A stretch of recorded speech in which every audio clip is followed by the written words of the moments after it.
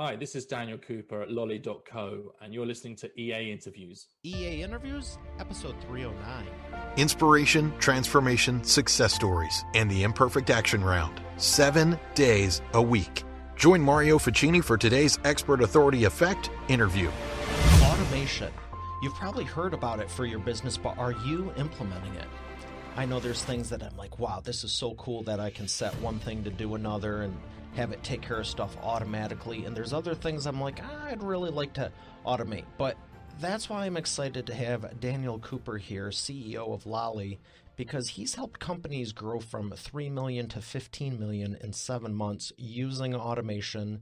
And he got through his education using it too. So I can't wait to bring him up right after we thank our sponsor to ask him about that. Every business needs a book, including yours. And that's why I'm launching my new book to help you regardless of where you think your current writing abilities are. Visit eapublishingmethodbook.com today to learn the 7 steps to publish and promote your nonfiction lead and profit-generating business book in 8 weeks. Once again, that's eapublishingmethodbook.com. Here is, ladies and gentlemen, hailing from the UK, Daniel Cooper. Daniel, how are you feeling today? I'm feeling great. Thanks so much for having me. I really appreciate it, Mario. It's a pleasure to be here. Oh, the pleasure is mine. It's amazing what you've done, and I want to learn some things myself and ask questions for Expert Authority World. And my first one is, why would you say automation is so important for business? Sure. So I think in business, there are many, many things that you shouldn't automate. And that's something that is really, really important. So when it comes to things like customer service and having that direct communication with the customer, that's vital. But automating the boring stuff, the repetitive stuff, the stuff that bogs us all down day to day, that's really, really important, because as founders, we can get lost in the daily grind that is business, and actually being able to be freed up from that and look at things from a high level is wonderful. What do you think you should be focusing on instead of the daily grind stuff? Sure. I think that what you should be focusing on is creating systems and processes around your whole team in order to actually grow the business out and be less reliant on you. Most businesses, as they grow, they're concentrating so much on growth, they tend to forget about all the systems and operations behind them. And it's really, really important. Otherwise, you end up building this wonderful prison that earns you lots of money, but you can never escape from. How many hours do you think someone should be working a week? Oh, listen, you're asking the wrong guy here, I think. But I like it. I think, like most founders, I'm working a lot of hours still, right? But I think that really everyone should take into account that putting the grind in and the hours in, after some time, the productivity drops off. So I think there really has to be a limit. For me personally, I'll work half a day on Saturday. I won't work Sunday at all. But I'll typically do a 10 to 12-hour day, Monday to Friday. It suits me really, really well. For others, that may be too much or too little. But where I'm lucky enough to automate a lot of the processes, then I'm able to kind of get away with those, I suppose, reduced hours, if you will, for an entrepreneur. Yeah, I like when you said that might be too much or too little. I mean, it sounds like you're slacking there. I'm counting 80 to 110 hours still left in the week that you could be just going nonstop. But yeah, I just want to ask that as a baseline, because if someone's working 40 hours, 60, 80, 100, whatever the case may be, I think it's safe to, well, let me ask you. Let's pretend this is Jeopardy, and I'll phrase it as a question. What is the percentage you think you could be saving by using automation, regardless of what you're working? So if you look to if you just purely automation, I would say really in anyone's day-to-day role, there are about 30 to 35% of tasks that can be automated. If you look at a traditional business, which has back office, marketing, sales, you would tend to find about 35% of all of the systems can be automated. And that's a huge saving of time. But the one thing to kind of bear in mind with all of these things that the business owners need to be careful of is Parkinson's law. And for those who haven't heard of Parkinson's law is the effect in which, when we all went to college or university, we were set work we had to do by a certain time period, right? Mm-hmm. I don't know if you found this, Mario, with your work, but it doesn't matter how long you have to do the task. A lot of the time will only become completed just before the end. Now, Parkinson's law dictates that actually, if you were to reduce the time, you'd get it done much quicker out of necessity. I know there's a limit to that type of thing. So you do have to be careful with that when you're automating things. You don't just suddenly just take a lot longer to do the rest of the work you were doing in the first place. Do you think that has to do with the psychological component of it? Yeah, I do think so. I don't think we're all productive 100% of the time. If you asked one of our senior developers here what we see as productive time, so when we're setting our own tasks internally, we'll only set 6.5 hours worth of time per day of tasks to be done, simply because we know that none of the team are productive for 100% of the time for 8 hours straight. It's just impossible. We'd like them to be, but it's just not going to happen. So that's the best place to put it. I think that's the way to go. Do you think there's a difference between, when you say productive, do you mean actually doing tasks and doing things, or does that also count sales calls, meetings, conferences, stuff of that nature? If someone tells you sales calls aren't productive, man, that person is very, very wrong. But yeah, it does include, of course, it includes all of those things, Okay. right? But it's important to time block them and to work these pieces out. I think if you're not time blocking a calendar and working these things out, then we all tend to drift and wander off in different directions. This is the wonderful thing about the internet. And God forbid, you in the middle of the working day, you load up Facebook because you had a notification. You suddenly you enter the hole that is Facebook, and then you emerge 3 hours later, realizing half your day's gone. Yeah, one of my favorite things for Facebook is the Facebook newsfeed eradicator. I put that thing on there, I don't even know how many years ago, and it blocks the newsfeed on the desktop. Oh, that's smart. Yeah. So if you do, like, if you message me on there, obviously I want to message you, or but you don't want to get sucked into, there's 58 other things going on, and like you said, you're in the middle of doing something important, and it's like, well, now that's the end of the day, what was I even working on? Because, this story and this headline, and someone's practicing their copywriting, so they got your attention with this, and then there was a video playing, and, the retargeting of the ads that you were clicking on last week are serving up to you, or probably even, I've noticed some of them are so efficient, you can be on the site right now and then browsing, looking at other stuff, and they'll hit you within 30 seconds to a minute. So the whole attention and the discipline, I mean, everyone's vying for your attention. What do you do to stay productive amidst the total chaos that the world is nowadays? Sure. So what I try and do is I block out periods of time which are going to be either light work or deep work. So light work is when you're jumping between tasks. So if I need to be phoning clients, updating them, if I need to jump on a sales call or a meeting, this is what I call light work. Deep work is when you're really trying to focus on something and concentrate. For instance, a good example is your tax return. You need a uninterrupted period of time to concentrate to get this done. That's deep work. So what I will try and tend to do is I will try and tend to beat the clock. So I will try and get to my desk if I can, most mornings for 6 a.m. because that allows me to get a good 4 hours of deep work in, really before anyone really starts to kick into gear and trying to distract me or pull me into the lighter touch stuff. And then I've got the rest of the day to deal with all of that, what I call light work.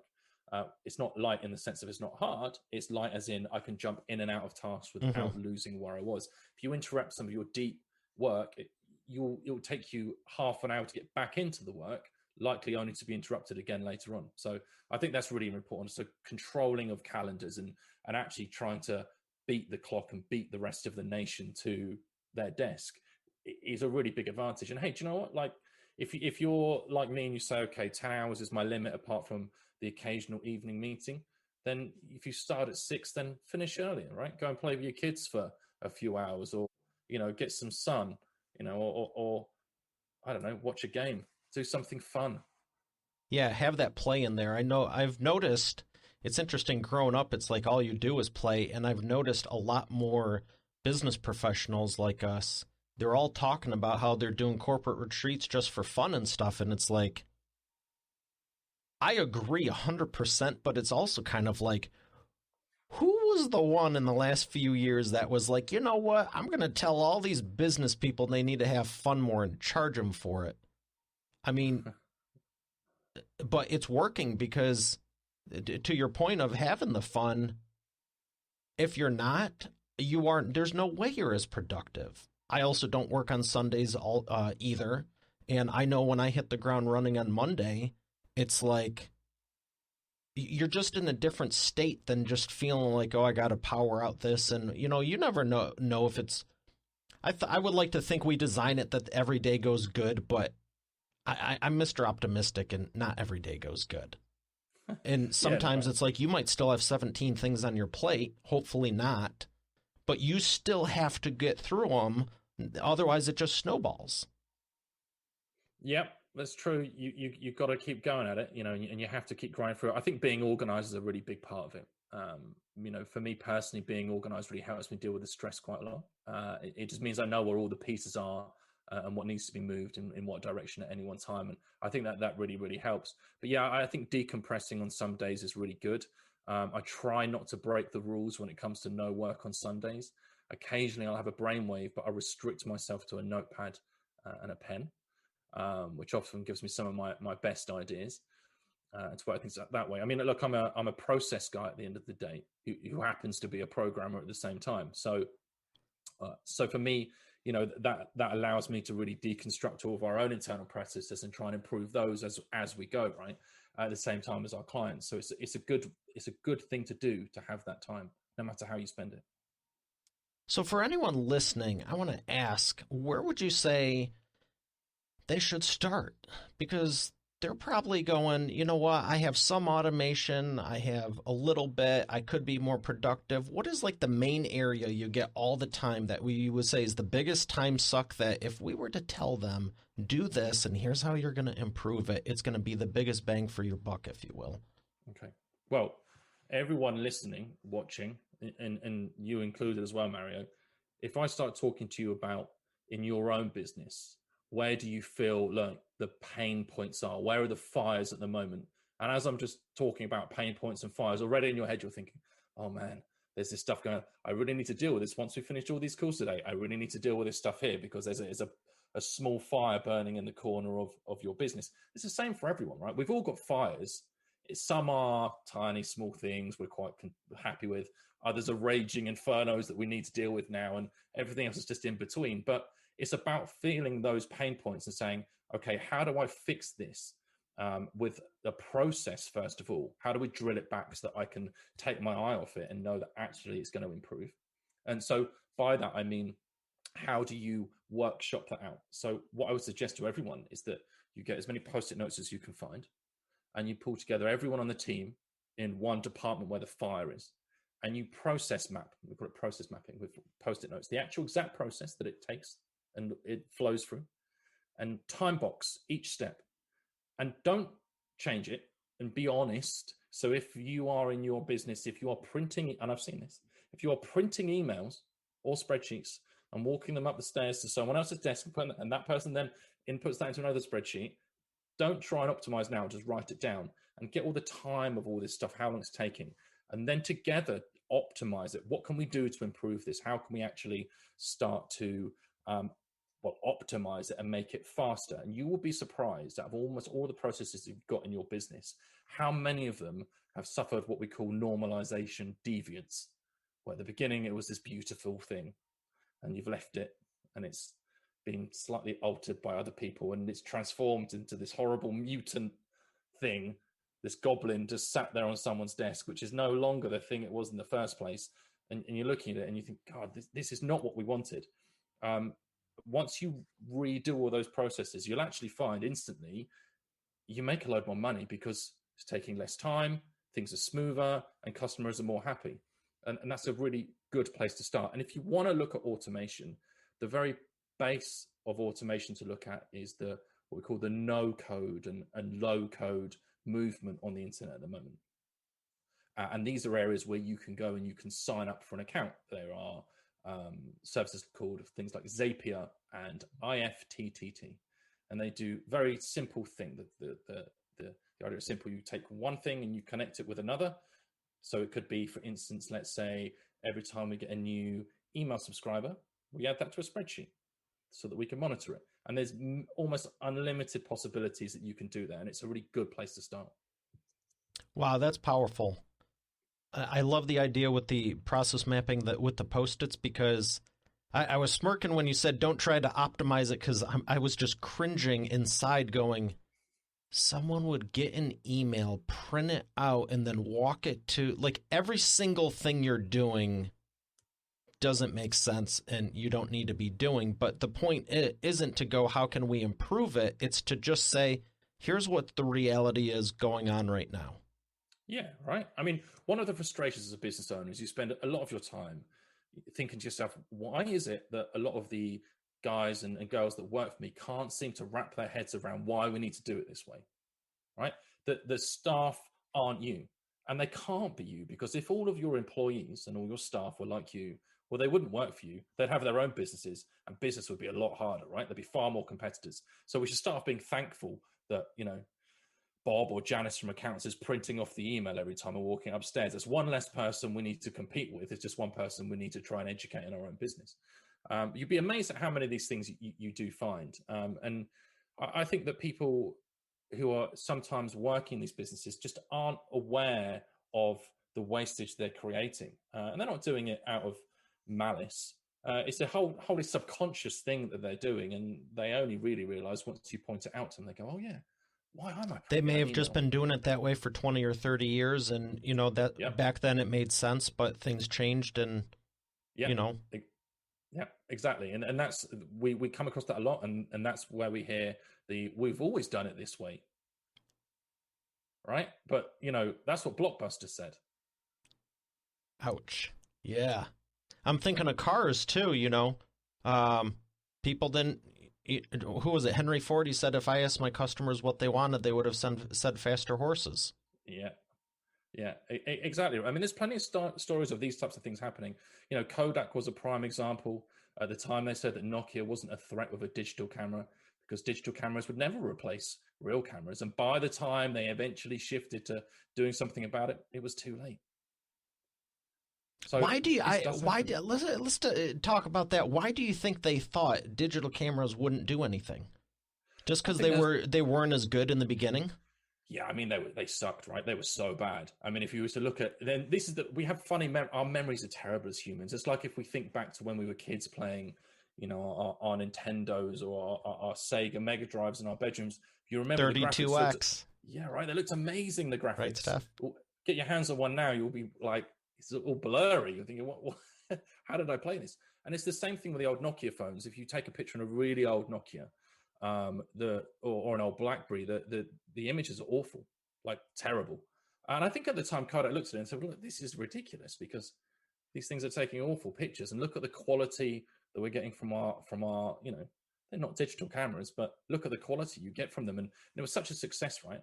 But when you look at the drop off of sales, it's just incredible how it just quickly turned on them out of nowhere. Yeah, I'm glad you brought that up because I don't want anyone in the expert authority world turning it into Kodak or Blockbuster. So beyond doing the process mapping, would you say that the next step would be to optimize, or is there something in between before you refine it? So look, I think if you can optimize your processes, that's something you can do internally. If you really dedicate your time to it, you can do it. And I think that a realistic goal there is you can improve your bottom line by maybe 10-15%. And for many of us, that's great, right? Who wouldn't want 10 to 15% more profits every year? I mean, I would, right?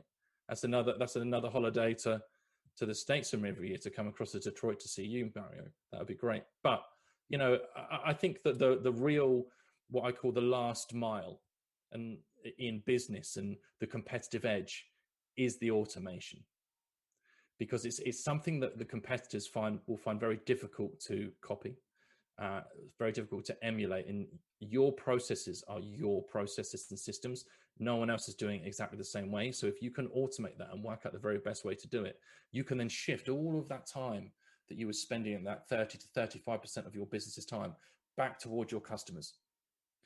What is important you don't do is say, okay, let's just get rid of 35% of the stuff. Yeah, gone. Right? It's money saved, gone. this is a really bad idea because you will have exactly the same customer service.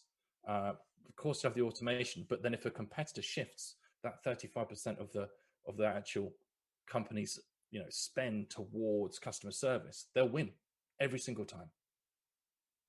Who doesn't want to speak to a human more?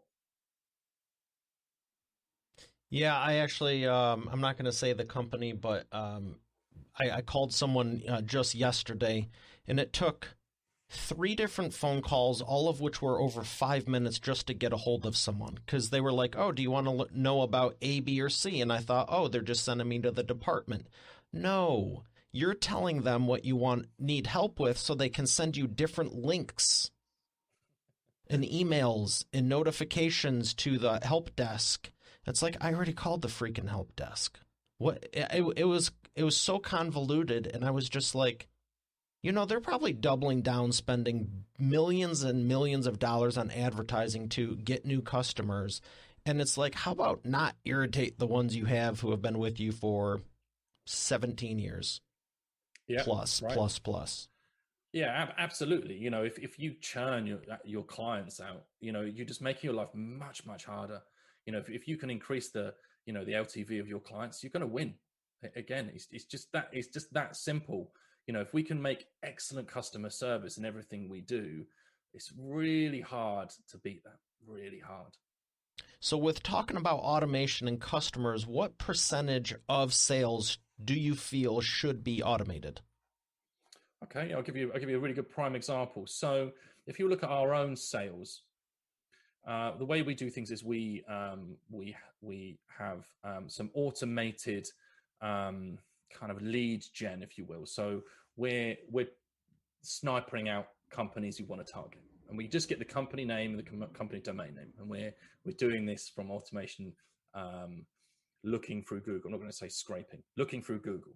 This is the important difference. So once we have that, then what happens is we then set about doing the research to find the C-suite, one of the people in the C-suite, and then a few other names. What we do then is that's when our automation kicks in, and we automate actually the digging out of all those emails automatically. So we can do that with automation. We can enrich all the data. So we get huge, massive data enrichment lists for every single one of these people we're researching. And then all of our email outreach is completely automated as well. So I would just get people booking into my calendar. And at the moment, so I'm concentrating at the moment on private equity firms. So I have big private equity firms from across the world just booking straight into my calendar, which is a great thing to have, right? And then their entire C-suite is then on all our retargeting lists. And then as soon as our meeting is finished and I've done the presentation, then bang, they're straight into our follow-up after that. A whole sequence of follow-up after that. And these are all automated emails so that we don't have to hand send them. There are hundreds of emails leaving my account every week, highly personalized, highly targeted. And it's a really, really, really good way of doing it. And then from there, if we're getting people to the point where they're saying, right, look, let's do some business, we can then start to automate our sending of NDAs, and then we automate sending out contracts and sign-offs. So it's just a click of a button and it all just ravels, which is much, much quicker than where we started. But the really important thing here is, I should say, is that it took the I suppose the kind of the grunt work to figure all those things out. What are we sending? Why are we sending it? How are we going to send it? To then understand what we should be automating. If we started off trying to automate it from the very get-go, it would have been a disaster, because you don't know what you need to automate. You don't know what works yet, right? Yeah, and that's why I loved what you were talking about with the process mapping, because, if I ask you about Zapier, is that what you're using to do a lot of this? Or I'm sure it's a combination of a lot of different things, but I love Zapier also. Yeah, I think it's great. I think it depends what's good for our clients, right? So for us internally, everything we do is custom development. So we have a whole team of engineers and developers who work for us. I'm a computer programmer myself, so a lot of the automation, when it needs to be done and I want to get it done quick and dirty, I'll just do it myself. Rather than bothering the guys, I'll just quickly do it if it's something that's just for me personally, for my own role. But most of our stuff is custom development. So we're creating basically pieces of cloud software for our clients that controls all of their automation and has parameters. So you can turn the dials up and down or slightly tweak things the way they're working, right? To future-proof all of their automation.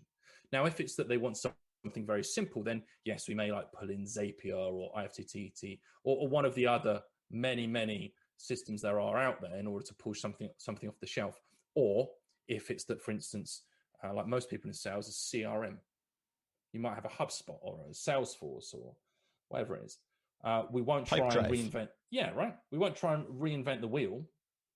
We'll hook clients up with those, but we'll integrate with the APIs, which allows our code to communicate with Pipedrive's code, and then automate a whole load of stuff that's going on there as well.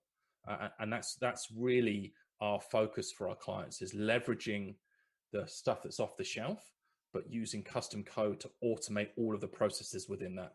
I mean, it's, you're taking Pipedrive and you're injecting steroids into it.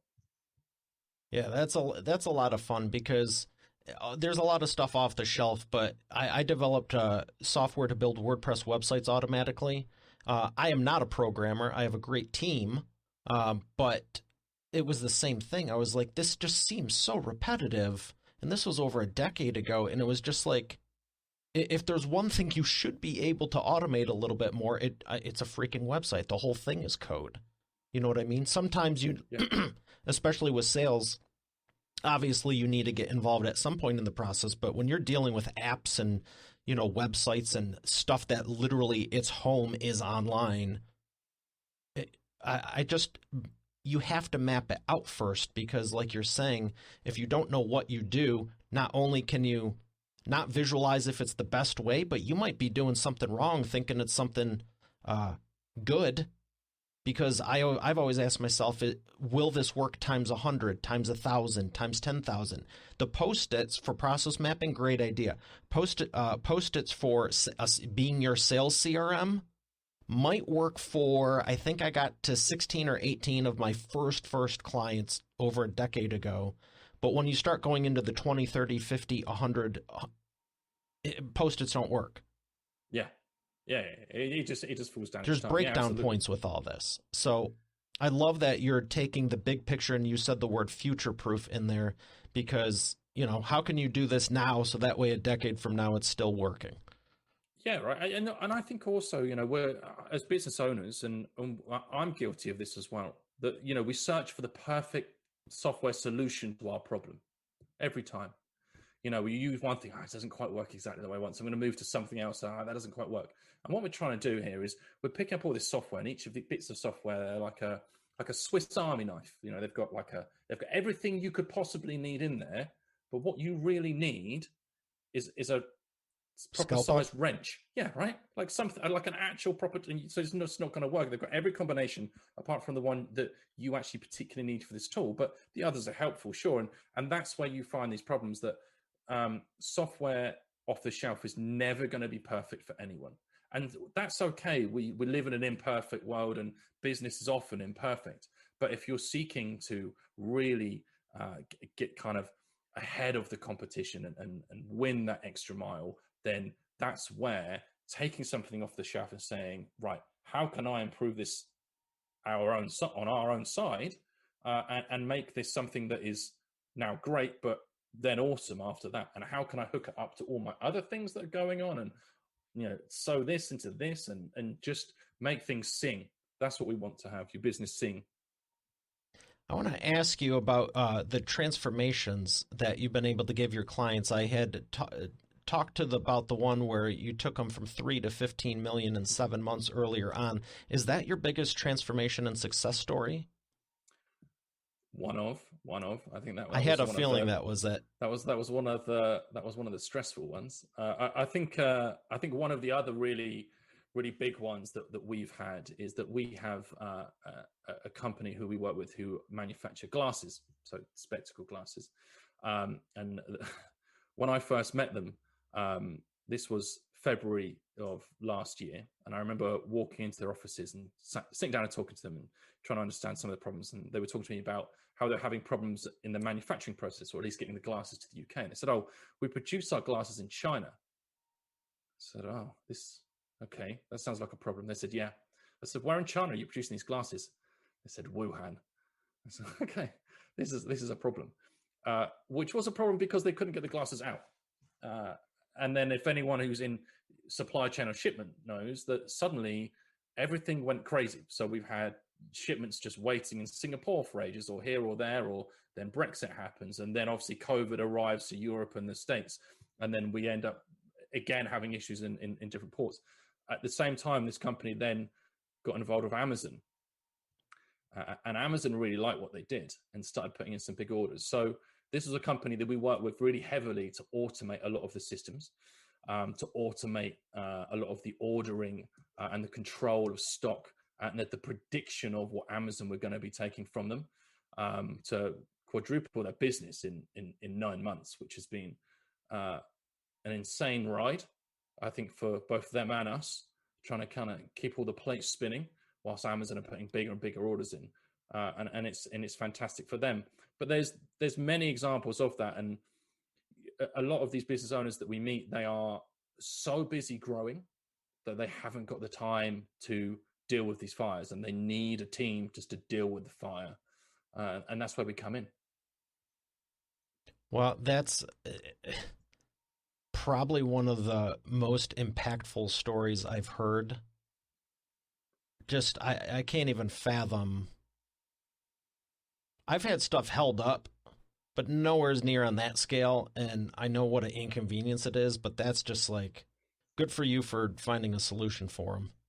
Yeah, I mean, it's certainly tricky. I mean, we have for this one company in particular now, we have two pieces of cloud software. We have a piece that the guys in Wuhan use, and a piece that the guys in London use, and the piece in Wuhan is in Chinese, which makes it a lot more complicated. And then the piece in the UK is obviously in English. And then what we're trying to do is we're trying to, order these things across from China, track it, because you can't just order. I mean, put it this way. I mean, they have almost 30,000 different SKUs. That's a lot of different. That's a pretty big shopping cart. Yeah, that's a lot of different things to track. And that's an insane kind of thing to deal with. But you know what is fun? I think if we didn't enjoy the work, we wouldn't do it, right? Yeah, I can tell you have a passion for it. That's for sure. So I got one more question before we thank our sponsor and go to the imperfect action round, and that is the wheel of whatever. Do you want yellow or black? I'll go with yellow. Oh, it kind of looks like a spaceship when I do this. Never done that before. Yellow? I think yellow is more popular. My question for you is, what do you think will never be able to be automated? This is a very, very good question. I think one thing that won't be able to be automated, I think, is sales. I think that sales on the phone, ringing up a prospect, speaking to them, making a relationship, that can't be automated. That's impossible. You don't advise robo-dialing them and being like, hi, I want to have conversation with you today, Bob? No, I really don't. I mean, like auto-dialing, and when they pick up, your phone picks up, great, right? If you've got them in a headpiece and then it does it like that and connects, wonderful, right? If you can have a system that's quick enough to flash their name up on the screen. But I'm old school when it comes to sales. I believe in making relationships, and I think that's purely human. My horrible impression was a joke, but yeah, the auto dialers are effective. But I've also received the voicemails, hey, I wanted to reach out to you, and I'm like, no. Yeah, right. I mean, it's a numbers game, right? Sales, and we all know that. But I think there's a bit of danger. But once you have someone as a client, it's like, get to know them and actually. My philosophy has always been over deliver, actually care, and have fun in the process, because it's like, you know what I mean? If you really truly want to serve them, it's not going to be transactional, and it's not going to be a short time deal. Yeah, right. And you need to understand what your client really wants, right? You know, there's a whole thing behind what they're asking you for as well, right? So if someone's saying to you, I want more leads, what they're saying to you is, I need to lift revenue. So don't just give them the leads. Spend time with them. Speak to them about sales, like their sales experience. Give them some free information. I'll talk to them about CRMs. Recommend them a CRM. Help them check up on all of their statistics. Make sure they're following up on people. Actually be of a real use beyond your own service. Because if you can dig out behind what they're trying to buy from you, what they're really trying to achieve, and help them with that, you'll both win. Well, I appreciate everything you're sharing. We're going to thank our sponsor and come back for the Imperfect Action Round. You've heard me say every business needs a book, including yours, and it's true. And that's why I'm launching my new book at eapublishingmethodbook.com, so you can learn the 7 steps to publish and promote your nonfiction lead and profit-generating business book in 8 weeks. But you know what? Don't take my word for it. Take it from a few of my authors, like Lori. And I went from having an idea and a possibility to actually getting my book published. Or Catherine. Thank you for making my mom #1 best-selling author. Or Mary Alice. What he got done for me in 3 days regarding my book launch, unmanageable. John Cody. I've worked with Mario over the phone and online, and he's been very helpful in getting me where I needed to go with promoting my books. Rocio. There's no way in the world I would have been able to do this with somebody else. I've attempted it in the past. It didn't serve me. As a matter of fact, I ended up more frustrated than anything. So this has been a very seamless process. Adele. If you're looking for an amazing business coach, I highly recommend Mario Ficini. Or Bill Benner. I can't make a higher recommendation than to work with Mario Ficini. He has been great for me, and right now I won't work with anybody else except for Mario. Hey, their words, not mine. Visit eapublishingmethodbook.com to get your copy, and I look forward to hearing your transformation as our next video success story. Once again, that's eapublishingmethodbook.com. And we are back with the Imperfect Action Round. Daniel, are you ready to take imperfect action? I'm ready. First question for you is, what is the fastest path to the cash? Fastest path to cash, I believe, is concentrating on sales, on outreach, both email outreach and phone outreach, every single time. Excellent. Number 2, what is the biggest problem you see your prospects making and the fastest way for them to fix it? I think the biggest problem I see them make is trying to move so fast that they think, the process doesn't matter. Don't worry about it. I'll just teach this one guy how to do this one thing and then it's solved. This is a really big problem because if that guy leaves, you're back to square one. They need to write the process down, document. Number 3, and I was smiling when you said it earlier, but what is the best way to maximize customer lifetime value? The best way to maximize customer lifetime value is to create a relationship with your client, get to know them, and genuinely care about the service you provide and the results they get. Thank you for that. What books would you recommend to Expert Authority World? There is a very good book I read recently called No Rules Rules by the guy who is the founder of Netflix. It's an excellent book and it's fascinating to have an insight into Netflix's culture. I don't know if you know much about it. I'm thinking of Reid Hoffman, but that's LinkedIn. Yeah, this is Reed Hastings. Yes. Yeah, okay. Yeah. So that it's a fascinating thing when they transitioned from doing DVD mail order, which is what they did for a long time. They transitioned into doing, as we all know, streaming. And he knew that he had to replace a lot of the C-suite and a lot of the management. And he sat down and he did what he called the keeper test. And it's something they do to this day. The management there, once every quarter, ask themselves, would I fight to keep this person? And if the answer is no, then you get a great severance, but I'm afraid you've got to go. To balance that out, they pay some incredible wages, but it's a really good way for talent density to increase there. So they have a real sports team mentality rather than a family business mentality. So a really interesting book to read. I highly recommend it. Wow, thank you for that. And I'll throw in your book, Upgrade. Oh, thank you. That's nice of you to say so. Yeah. So my book's released in June on Amazon. It would be great if people had a read and gave me some honest feedback on it. But really, the book is about everything we've been talking about: process mapping, how to optimize processes, and how to automate, plus some business intelligence on top as well, showing people how they can make data-led decisions in their own business. Excellent. Well, I appreciate everything you've been sharing. Where would you like people to learn more? It'd be great if you could have a look at our website, which is lolly.co, or head to the book website, which is upgradethebook.com, and download a free first chapter from there. Excellent. Well, thank you for everything you've been sharing. It's a pleasure. Thank you so much. It was an absolute pleasure, Mario. All right, Expert Authority World, we have another great episode here today. I'll see you tomorrow. Have a great day, and God bless. You're already the expert, but have you transformed your expertise into a tangible asset that will generate qualified leads while increasing profit for you 24/7? And if so, how well are you promoting it? With my new book, The Expert Authority Effect Publishing Method, I take you through my process step by step.